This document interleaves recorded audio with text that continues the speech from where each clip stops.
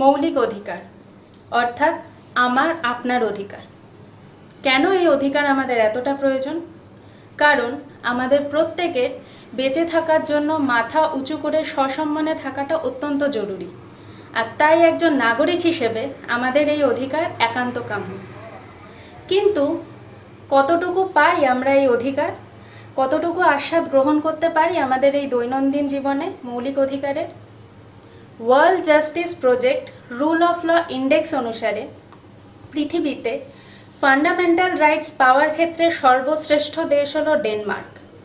জানেন কি আমাদের ভারতবর্ষের স্থান কোথায়? 68তম।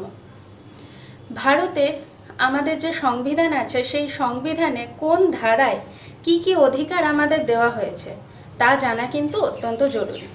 আর তাই আমার আজকের বিষয় হলো ফান্ডামেন্টাল রাইটস তথা মৌলিক অধিকার। Welcome to the passionate tutor and let's start.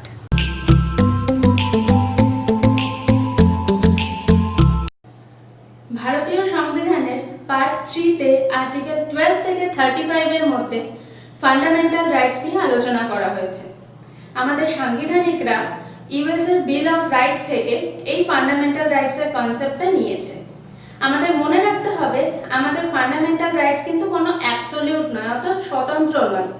আমাদের ফান্ডামেন্টাল রাইটসকে পার্লামেন্ট যে কোনো সময় প্রয়োজন অনুসারে সংশোধন করতে পারে। দুটো কেসের ব্যাপারে আমরা জানবো, যা জানলে আমাদের পুরো ব্যাপারটা স্পষ্ট হয়ে যাবে। প্রথমেই আসি 1967-এ Golaknath versus state of Punjab. এই কেসে সুপ্রিম কোর্ট ক্লিয়ারলি স্টেটমেন্ট দিয়েছিল যে আমাদের ফান্ডামেন্টাল রাইটসকে কোনোভাবে পার্লামেন্ট সংশোধন করতে পারবে না। সালটা 1973। সুপ্রিম কোর্টের স্টেটমেন্ট 360 ডিগ্রি অ্যাঙ্গেল ঘুরে গেল। Kesavananda Bharati versus state of Kerala. এই কেসে সুপ্রিম কোর্ট সম্পূর্ণ ঘুরে গিয়ে একটা ডিফারেন্ট স্টেটমেন্ট দেয়, যেখানে সে বলে ফান্ডামেন্টাল রাইটসকে পার্লামেন্ট অবশ্যই সংশোধন করতে পারবে।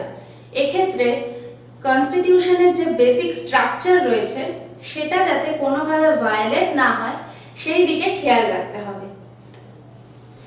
এরপর আসছি আমাদের প্রথম আর্টিকেল ফান্ডামেন্টাল রাইটসে, আর্টিকেল 12।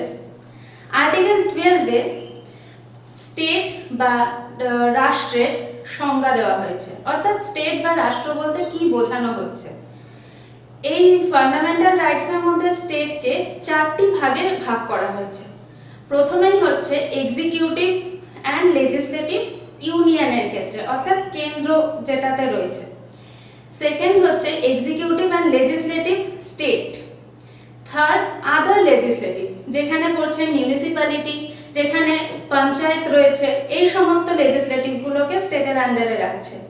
আর ফোর্থ হচ্ছে টেরিটরিজ আন্ডার ইন্ডিয়ান গভর্নমেন্ট, অর্থাৎ ভারত সরকার যে সমস্ত টেরিটরিগুলোতে নিজেদের অধিকার বজায় রেখেছে সেই সমস্ত টেরিটরিগুলোতে এই ফান্ডামেন্টাল রাইটসের যে স্টেটের সংজ্ঞা সেটা বজায় থাকবে।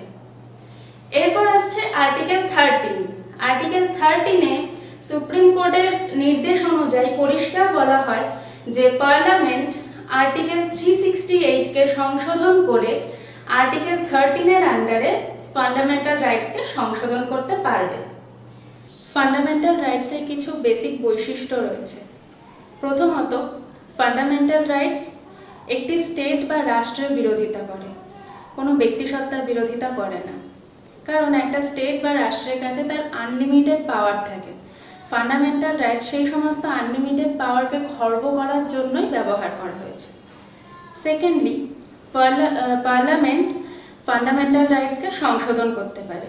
তার প্রয়োজন মতো যদি মনে হয় ফান্ডামেন্টাল রাইটসকে এই মুহূর্তে আমাদের সংশোধন করতে হবে, তাহলে সে যে কোনো মুহূর্তে সংশোধন করে দিতে পারে।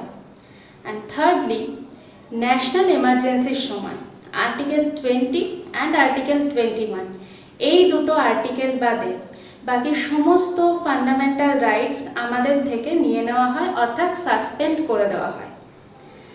এরপর আসছি আমাদের মেইন বিষয়ের কথা, অর্থাৎ আমাদের অধিকারের কথা। কনস্টিটিউশন আমাদের 7টি মৌলিক অধিকার দিয়েছে। কি কি? প্রথমে হচ্ছে রাইট টু ইকুয়ালিটি, যা আর্টিকেল 14 থেকে 18 এর মধ্যে রয়েছে।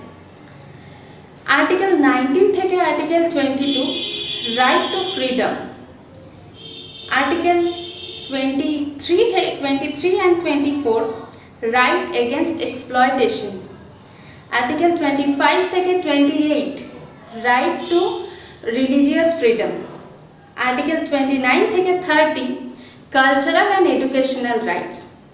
এরপর আছে আর্টিকেল 31 যা right to property and article 32 যা right to constitutional remedies. B R. Ambedkar right to constitutional রেমেডিসকে বলেছেন heart and soul of the Indian constitution. কেন?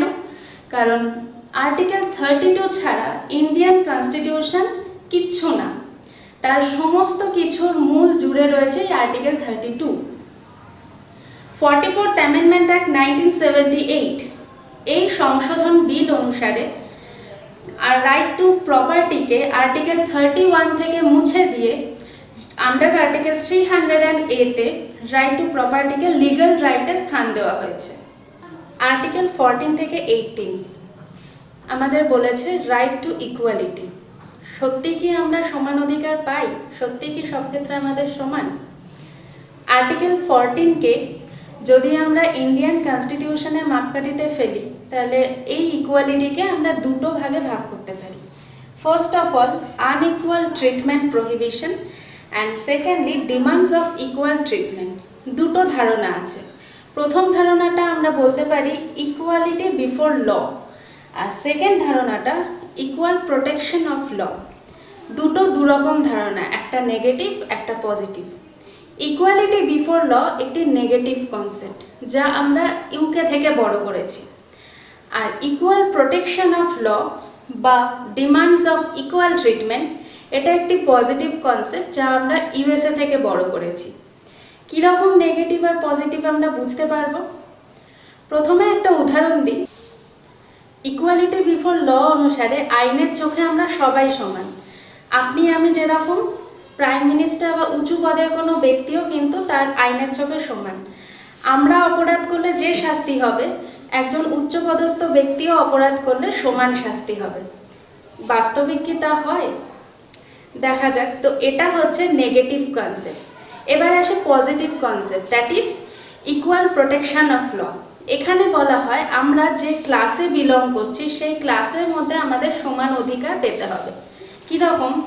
একজন সাধারণ সুস্থ স্বাভাবিক মানুষ যা যা অধিকার পেয়ে থাকে, যেমন সে বিভিন্ন এমপ্লয়মেন্টের সুযোগ পায়, বিভিন্ন ক্ষেত্রে বিভিন্ন ধরনের সুযোগ পেয়ে থাকে, সেরকম একজন ডিসেবল মানুষ কি পেয়ে থাকে? পায় না। তাই সেও যাতে সেমভাবে সমানে সমানে পা মিলিয়ে চলতে পারে তাই তাদের কিছু অপরচুনিটি দেওয়া হয়। আমাদের দেশে নারীদের অবস্থা বর্তমানে যেরকমই হোক, তাদেরকে সমানভাবে দেখার জন্য, সমানভাবে তারাও যাতে কাজে এগোতে পারে, তারাও যাতে সুযোগ পায়, সেই জন্য আর্টিকেল 14-এর এই ডিমান্ডস অফ ইকুয়াল ট্রিটমেন্ট এই পর্যায়ে কিন্তু নারীদেরও কিছু অপরচুনিটি দেওয়া হয়। এটা ছিল দুটোর পার্থক্য, একটা নেগেটিভ একটা পজিটিভ। এবার আসে আর্টিকেল 15। আর্টিকেল 15-এ জাতি ধর্ম বর্ণ নির্বিশেষে কোনো ভেদাভেদ করা বারণ, কোনোভাবেই কারোকে পক্ষপাতিত্ব করা চলবে না। সংবিধানে 5টা জিনিসের কথা বলা হয়েছে: জাতি, ধর্ম, বর্ণ, লিঙ্গ এবং জন্মস্থান।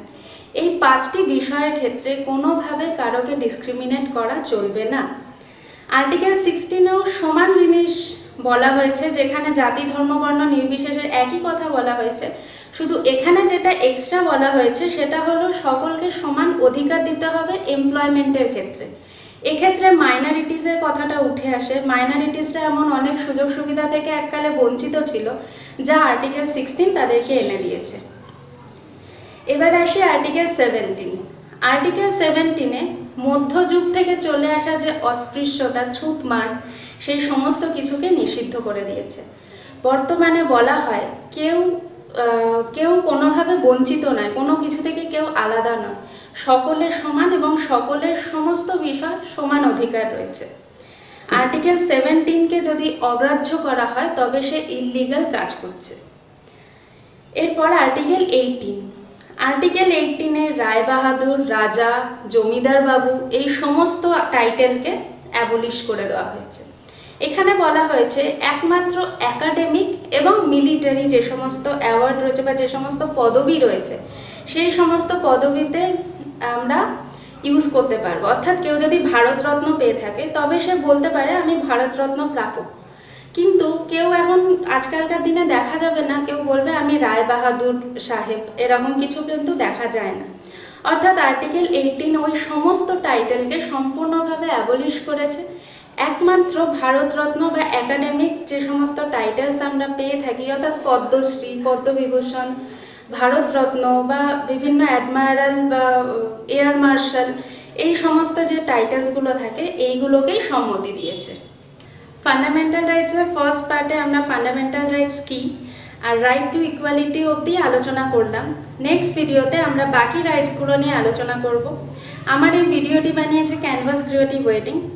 তাদের যে ওয়েবসাইটটা আছে আশা করি নিচে দেখতে পাচ্ছ। আমার ভিডিওটি যদি তোমাদের ভালো লেগে থাকে তাহলে অবশ্যই লাইক করো, শেয়ার করো, সাবস্ক্রাইব করো আমার চ্যানেলটা, আর কমেন্ট সেকশনে জানিও কীরকম লাগছে। Thank you.